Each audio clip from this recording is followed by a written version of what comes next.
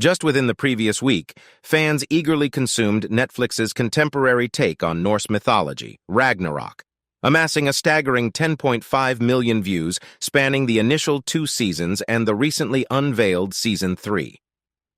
Presently, enthusiasts find themselves pondering over the potential existence of a 4th season for Ragnarok. This Norwegian young adult fantasy drama intricately follows the adolescent rebirths of Thor and Loki, navigating the intertwining currents of natural and supernatural forces within their environmentally distressed and plague-ridden town, Edda. Notably, the 3rd season of Ragnarok made its debut on the 24th of August, sparking a whirlwind of conversations across social media within its devoted fan community. However, it's likely that this excitement alone may not suffice to shield Ragnarok from ultimately embracing its impending Ragnarok. The series garnered respectable appraisals both from reviewers and its audience, achieving a 70% critics rating on Rotten Tomatoes and an overall score of 7.5 out of 10 on IMDb. Furthermore, all 3 of its seasons secured positions within Netflix's global top 10 list for non-English language TV shows. Nonetheless, Magnus Sire, played by David Stakston, is officially retiring his Mjolnir. Regrettably, a 4th season of Ragnarok will not be gracing Netflix's screens. Yet this decision to conclude the series should hardly catch dedicated viewers off guard, especially those who have remained committed since its initial premiere in January 2020 up until its recent culmination. Many a show on Netflix has faced a harsh and prematurely curtailed destiny on the streaming platform. Examples like The Get Down, Everything Sucks, Gentified, 1889, Santa Clarita Diet, First Kill, Sense8, Archive 81, One Day at a Time, The Society, and the list goes on, often concluding with unresolved storylines and tantalizing cliffhangers. However, Ragnarok had the opportunity to conclude on its own terms, or, at least, that seems to be the situation. Neither Netflix nor the series creator, Adam Price, provided specific details about why Ragnarok was concluding after its 3rd installment. The mixture of emotions was conveyed through Season 3's official description. All paths have led to this moment. As the grand final clash between gods and giants approaches, Magna's resilience will face its ultimate trial. Was Ragnarok inevitably meant to reach its conclusion at the end of its 3rd season? Or did Netflix truncate the show's trajectory prematurely, allowing the writers only 1 season to tie up the narrative, despite having grander designs?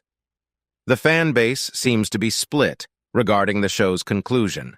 Some commend the series for bringing the story to a close without any lingering uncertainties, while others on Reddit openly express their dissatisfaction with Ragnarok's finale, even drawing parallels to the widely criticized concluding season of Game of Thrones. The official description of Ragnarok reads, "In the fictional town of Edda, a generation of young individuals must grapple with the repercussions of shifting climate patterns. The polar ice is melting at an unexpected pace. Prolonged droughts afflict the region, winters deviate from their norms with excessive warmth, and abrupt and severe cold spells become increasingly frequent, a medley of extreme climatic shifts.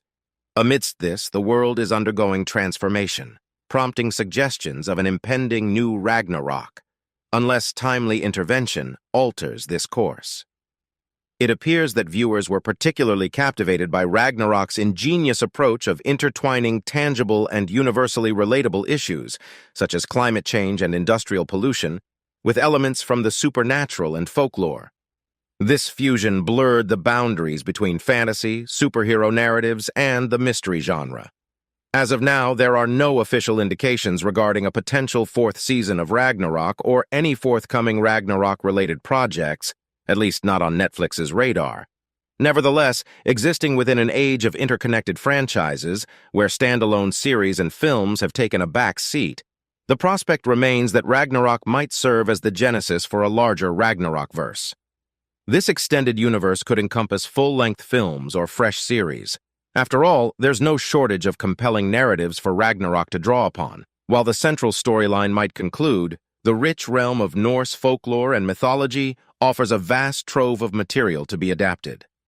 Could Magna's, David Stakston, encounters with the giants have been mere products of a schizophrenic mind? This is the question that has been lingering in the thoughts of fans ever since they wrapped up the third season of Ragnarok on Netflix. The Norwegian teenage fantasy drama, delving into the supernatural aspects of Norse mythology, drew to a close with the sixth episode of its third season. However, this ending has left its devoted audience feeling profoundly let down.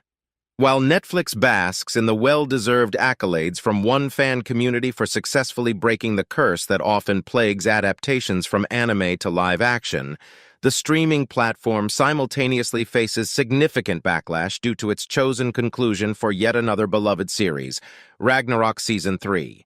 The contentious ending depicting the ultimate clash of the Norse gods against Fjord, Hermann Tomaras, Ran, Synnøve Makoti Lund, and Saxa, Teresa Frostad Eggesbo, the last of the giants, raises questions about whether Ragnarok is being rekindled or not. The anticipation surrounding Ragnarok Season 3 centered on an anticipated climactic clash between the contemporary Aesir and the giants. The Midgard serpent, famously known as Jormungandr and referred to as Lorit's Little O, underwent a significant transformation, no longer resembling the small snake that could once fit within an aquarium. Additionally, Odin empowered two new individuals with divine abilities, specifically Heimdall and Balder through Jens, Loritz's partner. However, just as the narrative seemed inevitably headed toward Ragnarok, the series takes an unexpected twist in its sixth and final episode. This turn implies that the events unfolding since Season 1 might have been creations of Magni's imaginative mind, or even products of his paranoid delusions. It appears that Magni's mental well-being, already fragile due to the loss of his father, suffered another devastating blow with the tragic passing of Isolde. In Ragnarok's sixth episode of the third season, the direct correlation between Magna's delusions and his companions, particularly characters like Wotan, also known as Odin, played by Bjorn Sundquist, or the antagonist from Seasons 1 and 2, Vidar, portrayed by Gisli Orngardarsson, isn't explicitly addressed. However, the concluding episode of Season 3 offers a scene in which Magna discards a stack of young Thor comics, suggesting that his notions of events resembling Norse mythology in his real life were influenced by these books. The finale delivers a powerful impact with an intriguingly Ragnarok-like occurrence, a confrontation between the gods and the giants. Yet this climactic event turns out to be a hypothetical construct unfolding within the mind of the titular protagonist. As the young Thor character triumphantly takes 9 steps after overcoming the serpent, he experiences its venom during this dreamlike battle. The symbolism of his final steps is metaphorically interpreted as his reconnection with reality, signifying his embrace of a reunion with Signy, played by Billy Barker. Viewers who have been dedicated to the series since its first season premiere are grappling with feelings of disillusionment brought on by the finale. A fan on Twitter questioned, "So, Magne was dealing with a mental illness, and everything that transpired was merely a construct of his mind?" Meanwhile, others are deeming it the most disappointing final season, drawing parallels to the infamously criticized conclusion of Game of Thrones.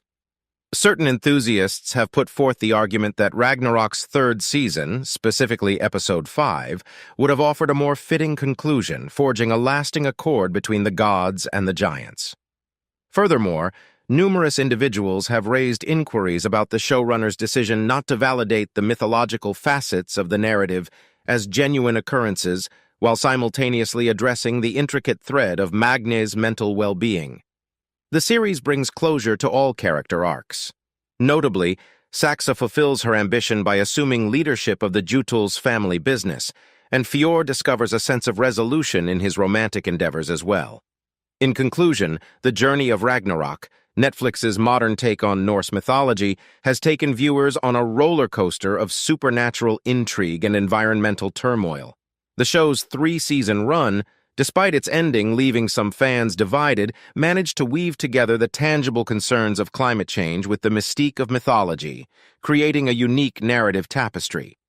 While the decision not to continue with a 4th season might disappoint many loyal followers, it's worth acknowledging that the series had the opportunity to conclude on its own terms, a luxury not often granted to shows abruptly canceled or left with unresolved storylines.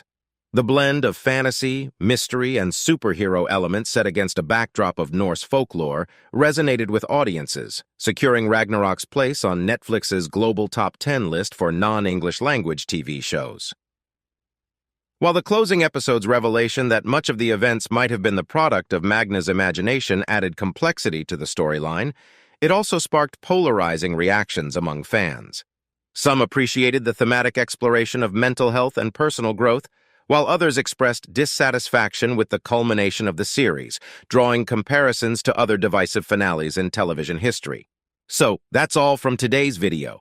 If you enjoyed it, remember to leave a like, subscribe, and ring that bell icon so you never miss our upcoming videos. And don't forget to share your thoughts in the comments section. Stay tuned, and we will catch you in the next video.